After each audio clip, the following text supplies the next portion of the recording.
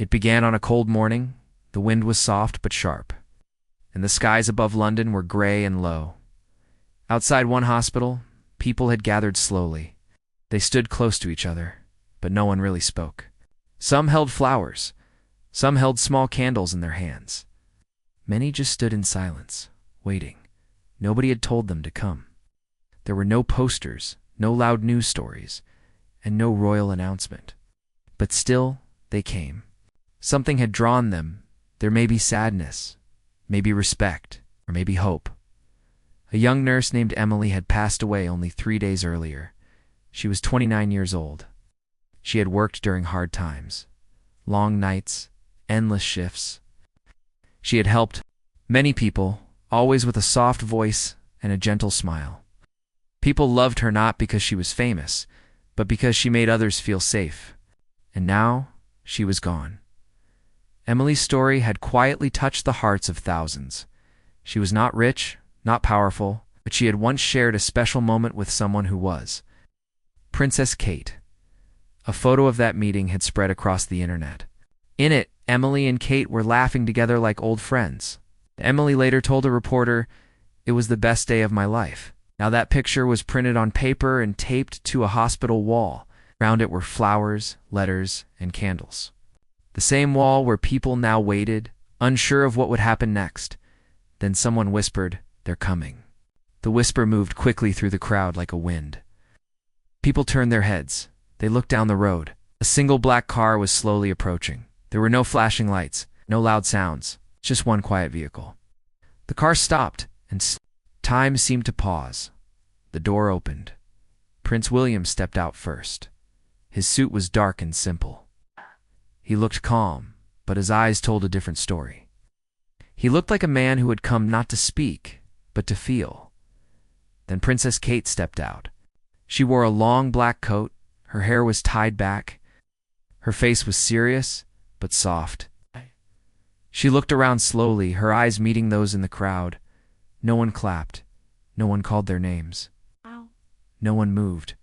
Tears began to fall, quietly, naturally. From young people, from old people, even from strangers who had never met Emily.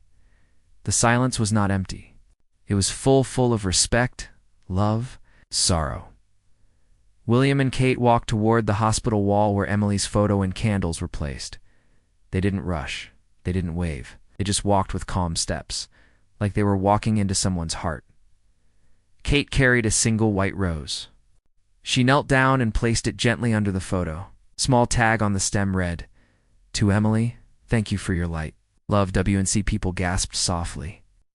A woman held her hand over her mouth. A young boy began to cry, one nurse whispered. They remembered her, and something truly emotional happened. William stepped toward Emily's father. The man was standing still, his eyes red. He looked broken. He just placed his hand on the man's shoulder and gave a small nod. The father nodded back, his lips shaking. Kate walked to Emily's mother. She hugged her. It wasn't a short hug. It wasn't gentle and quick. It was full and long, the kind of hug you give when words are not enough. Emily's mother began to cry hard in her arms. People in the crowd wiped their eyes. One man said, "They came not for show. They came for real." A little girl stepped forward with a teddy bear and gave it to Kate. The princess smiled softly, took the bear and whispered, "Thank you, sweetheart." The girl smiled back. The moment was heavy with emotion, but also with something else, peace. Something about the royal couple's presence brought calm, comfort, and quiet healing. And just like that, curiosity turned into connection. No one knew they would come. No one planned it. But now that they were here, it felt like they were exactly where they were needed. This was not a royal event. It was a human moment, and it was only the beginning of what many would later call the most emotional public appearance William and Kate ever made.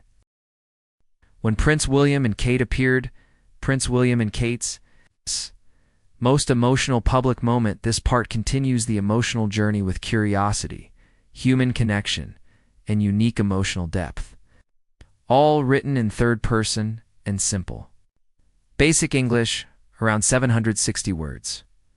After Prince William and Princess Kate, laid the white rose near Emily's photo. The crowd remained silent.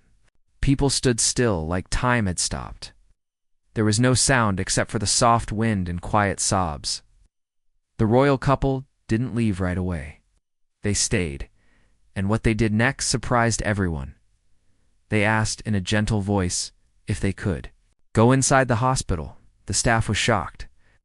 Visits like this were usually planned days in advance, but this one was not. There were no reporters, no cameras. Still, the doors were quietly opened for them because everyone understood. Weren't there for attention. They were there for something more. The halls inside were quiet and full of emotion. Many nurses and doctors had been working with Emily only a few days before. Some had known her for years. Others had started crying the moment they heard the news. There was pain everywhere, quiet, heavy, and real. William and Kate walked slowly through the halls. They nodded gently at those they passed. Some nurses were too shocked to speak. Others looked at them with tears in their eyes. One nurse whispered to another, "They're actually here." They led to a small break room. It was simple, just a table, some chairs, and a few mugs of tea. But inside, the room felt full of emotions. About 10 people were sitting there. Their faces were tired. Some looked up, some looked down at the floor. William and Kate entered the room, and they didn't stand apart. They didn't speak first. They didn't act like royalty. They quietly sat with the group. For a few seconds, no one said a word. Then one nurse, Sarah, spoke softly. "Emily used to sit right there," she said, pointing at a chair across the room. Her voice cracked. She always brought chocolate. On Mondays, said it helped to smile. Kate looked at the chair. She gave a small, kind smile. "She sounds like someone very special," she said. The group began to share memories. At first, they were short and quiet. But slowly, as William and Kate really listened, the people in the room began to open their hearts. One doctor shared how Emily had worked an extra shift on her birthday to help cover a sick coworker. Another nurse said Emily once stayed late to talk to a scared patient who had no family. "She didn't need to stay, but she did. She was our light," someone said. "She made this hard place feel softer." Kate wiped her eyes quietly. William looked down at his hands, nodding with respect. Then he looked around the room and said something simple but powerful. "Even when a light goes out, the warmth stays." Everyone fell silent again. Some started crying softly. The words hit deep. They were simple, but true. One young nurse looked up and said, "I'll never forget that." Kate turned to her and said, "She would be proud of all of you, and you should be proud of her." There were no loud words, no speeches, just real people sharing real grief and being understood. A few minutes later, a cleaner came into the room without knowing who was inside. She looked shocked when she saw William and Kate sitting quietly, drinking tea. She dropped her mop and said, "Oh." But instead of walking out, Kate waved her over with a warm smile. "Did you know Emily too?" she asked. The woman nodded.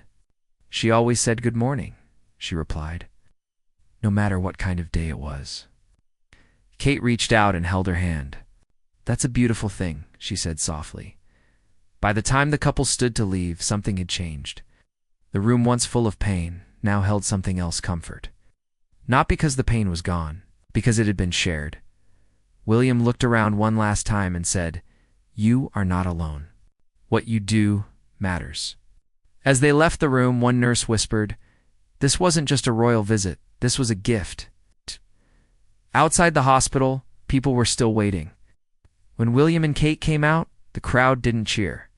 Instead, they nodded, some touched their hearts, others wiped tears.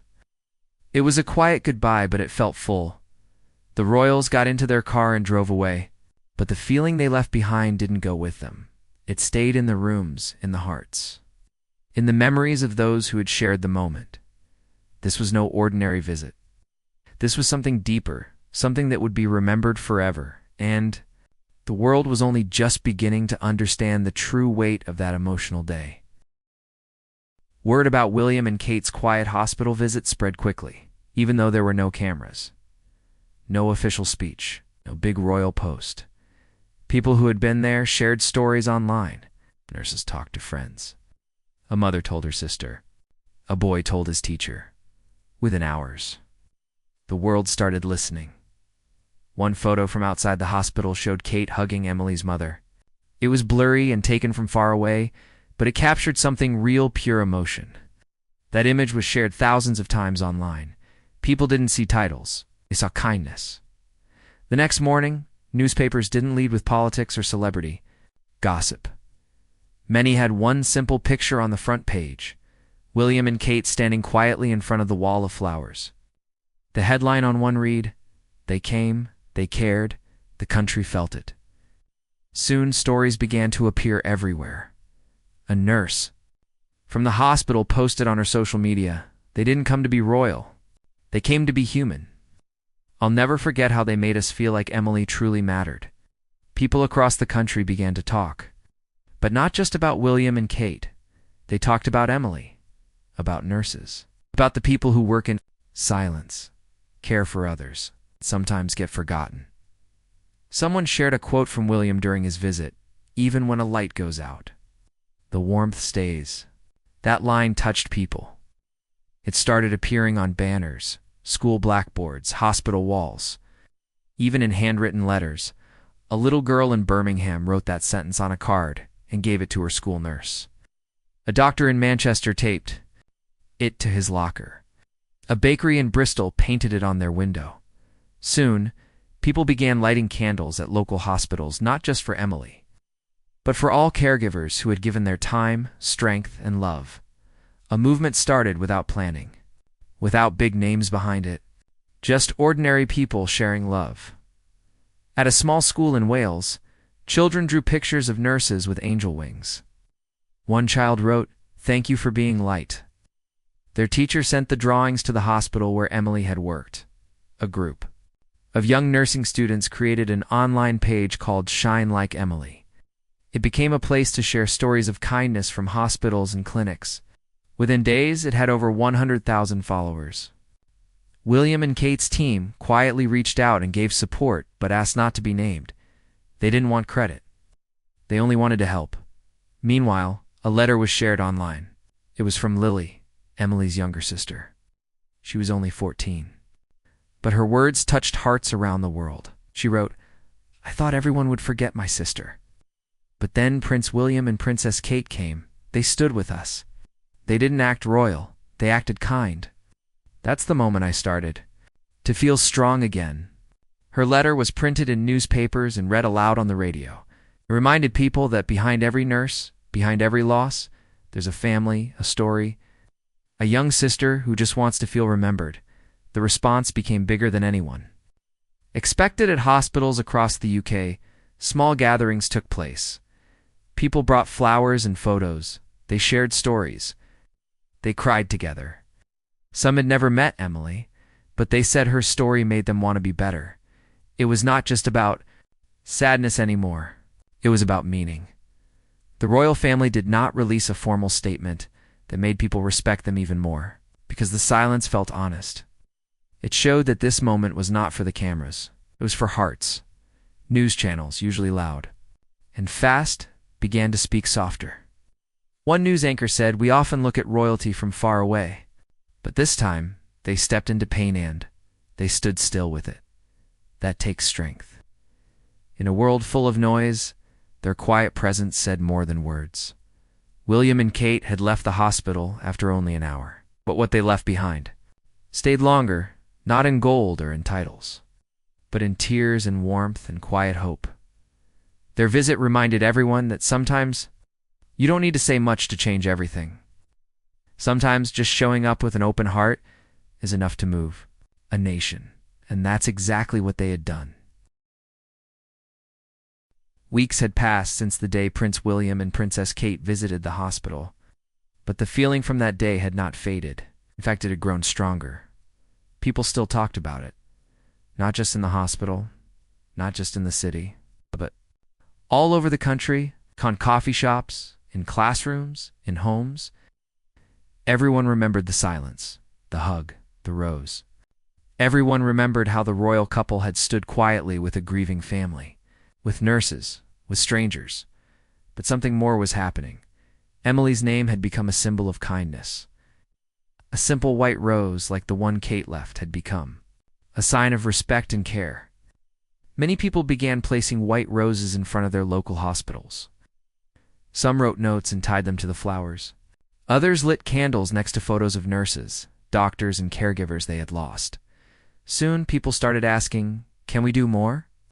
And the answer was yes. With help from the hospital staff and quiet support from the royal household, a small charity was created in Emily's name. It was called Emily's Light. Its mission was simple: to support young people training to become nurses and to honor the caregivers who had passed away. The first donation came from a retired nurse, sent £10 with a letter. She wrote, "I never met Emily, but I worked like her once, and I'm proud she wore the uniform."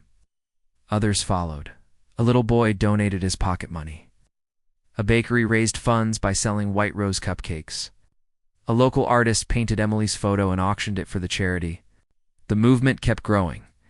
One day, a private garden event was held behind the hospitals. Small, quiet, and beautiful. It wasn't publicized. But Emily's family was invited, along with a few of her friends and nurses. They didn't expect anyone else. But then, once again, William and Kate appeared. They walked into the garden with calm steps. They weren't there as royals. They were there as people who remembered. They hugged Emily's parents again. They sat with Lily, her younger sister, and gave her a simple gift, a silver necklace with a small charm shaped like a rose. Kate told Lily softly, "This is for the days when you miss her most." Lily smiled. She didn't say much, but her eyes were full. William spoke gently with Emily's former co-workers. He asked how they were doing, how the hospital was coping. He didn't just ask once. He listened. Kate walked with Emily's mother along a row of flowers. They didn't talk for long, but they held hands. Just being there was enough. Before they left, William stood near a small wooden bench that had been placed in the garden. On the back of the bench there was an inscription: "Even when a light goes out, the warmth stays." Those were his words. From the hospital weeks ago, now they were part of the garden forever. The royal couple placed a white rose on the bench. Then they stood for a moment of silence. Everyone around them joined. There were no photos taken. No news crews. Just the sound of the wind in the trees and the beating of quiet hearts. That moment stayed in the memories of all who were there, and it stayed in the hearts of those who weren't there too, because the story had become something more. It wasn't just about a nurse. It wasn't just about royals. It was about what it means to care, what it means to show up, what it means to listen. Emily's story reminded the world that heroes don't always wear crowns. Sometimes they wear uniforms. Sometimes they work long nights. Sometimes they smile even when they are tired. And William and Kate reminded the world that being royal is not about standing above others. It is about standing beside them, quietly, honestly, with feeling. That's why this became their most emotional public moment. It wasn't about power. It was about presence. Not about being seen, but about seeing others. And in that simple, quiet visit, without speeches or cameras, they did something unforgettable. They gave comfort. They gave kindness. They gave honor. And they left the world with one message that would never fade. Even when the light is gone, the warmth stays.